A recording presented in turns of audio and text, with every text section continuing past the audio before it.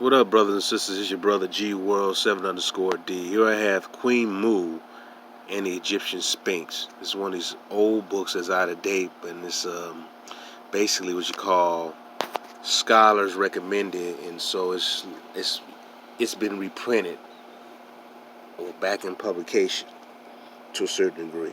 But I want to read something to you real quick, and I'm going to come to a quick conclusion. Turn in this book. I'm going to go to this page here. I'm going to read this, alright? The Egyptians themselves claim that their ancestors were strangers who, in very remote ages, settled on the banks of the Nile, bringing there, with the civilization of their mother country, the art of writing and polished language, that they had come from the direction of the setting sun, and that they were the most ancient of men. This expression Herodotus regarded as mere boasting.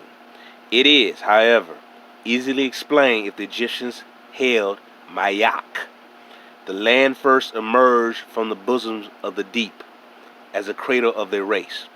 This statement, that the Egyptians pointed to the west as the point of the compass where the birthplace of their ancestors was situated, may seem a direct contradiction of the fact that the first Maya settlers in the valley of the Nile came from the banks of the Euphrates, that is, from the east.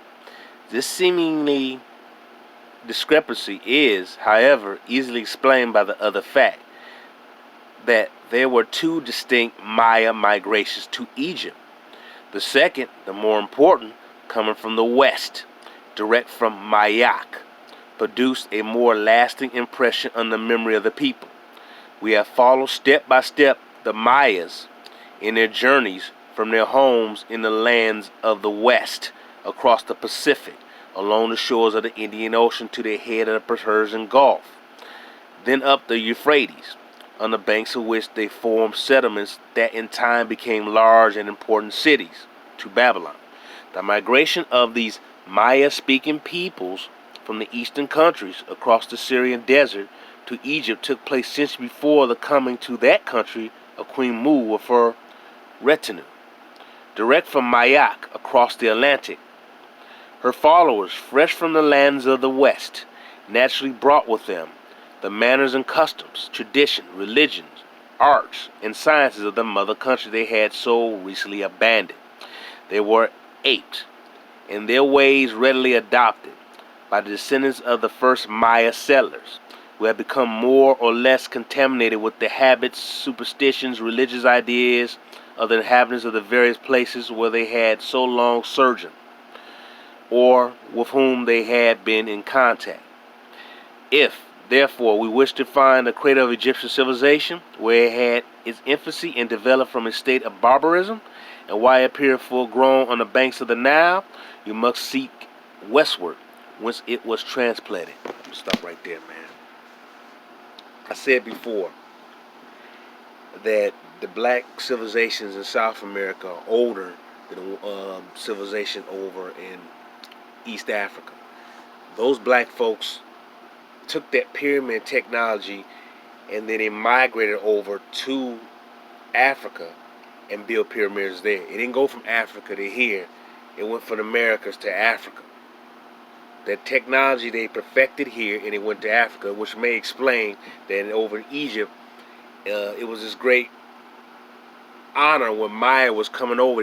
There's like a tomb dedicated to Maya, and then you look in the hieroglyphic carvings, the Medu Neter carvings, you've seen images of an ocean crossing.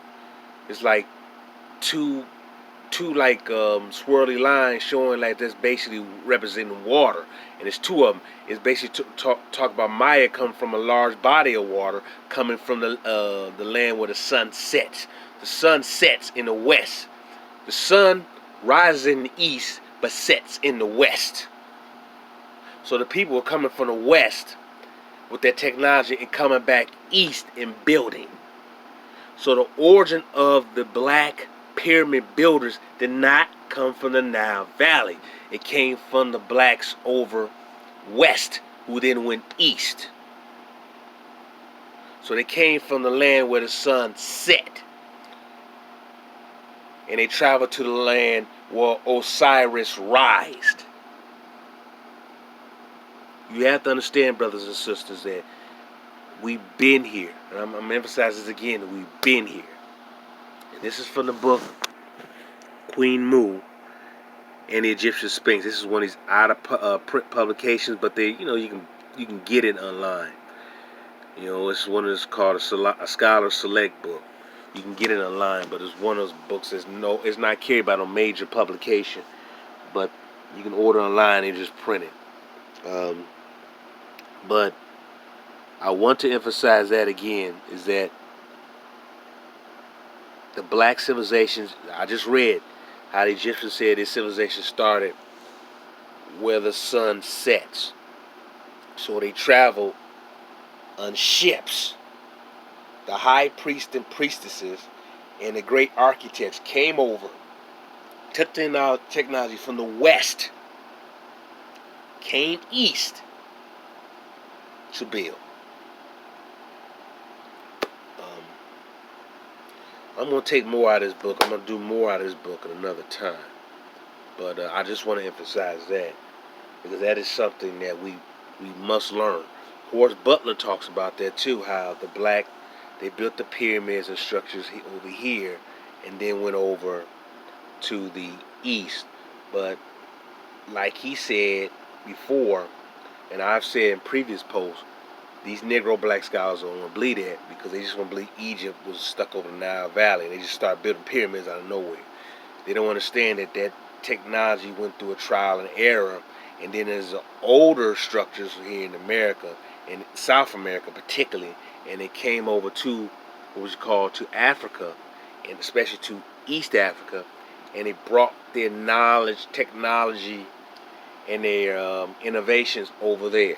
And there's other books that talks about that, and I'm gonna probably talk about those books another time, and the information comes from there. But I want to emphasize and highlight that, because over in Egypt there's a tomb dedicated to Maya, and mainly Maya probably came from across the seas. Maya was a high priest or priestesses that came over to do certain ceremonial practices over Egypt, and then went back to the old land, which is South America, and to parts of North America, to the Americas. America's an old land. Peace and love, brothers and sisters.